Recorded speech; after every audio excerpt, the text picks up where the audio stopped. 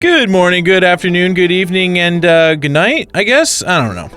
I'm John Kapora, managing editor of magic.tcgplayer.com, and these are the best-selling cards of last weekend. Let's do it!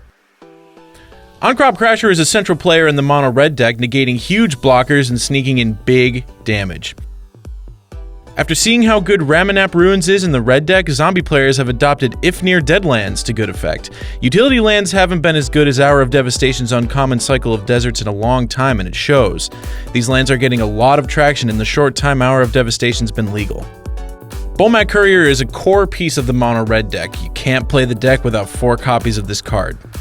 Same with Earthshaker Kenra. You might have noticed something about all the best red creatures. They all have haste!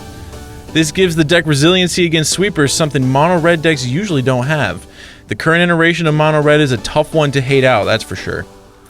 Mirage Mirror will continue to sell well as an underpriced rare with a really high potential ceiling.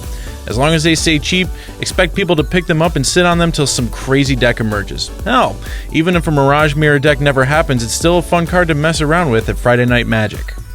Ramunap Ruins, the red deck's namesake, is likely the best of the uncommon deserts. The ability to go upstairs, as it were, and close out games puts the red deck over the top in terms of power. With the rise of graveyard strategies, Scavenger Grounds goes a pretty long way towards punishing those decks while not counting towards your spell count. Pretty decent. All 5 full art lands are safely in the top 10 sellers, and so they shall be until the end of time. Speaking of which, a Braid, still in the top tier of sellers, and now that players are leaning on Aethersphere Harvester to gain life back against these red decks, a Braid gets that much better, and it was already awesome to begin with.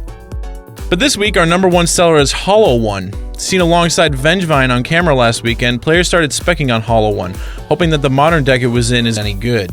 A Dredge Zoo hybrid, it's unclear if the deck is good or not, but the fact remains that its showing on camera propelled Hollow One to the number 1 spot over the weekend. But can it stay there? Come back Friday and see if it can hang on to the top spot.